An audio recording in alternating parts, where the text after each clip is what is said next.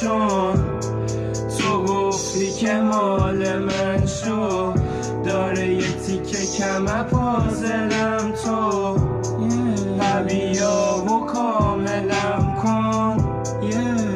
آره دوری ازم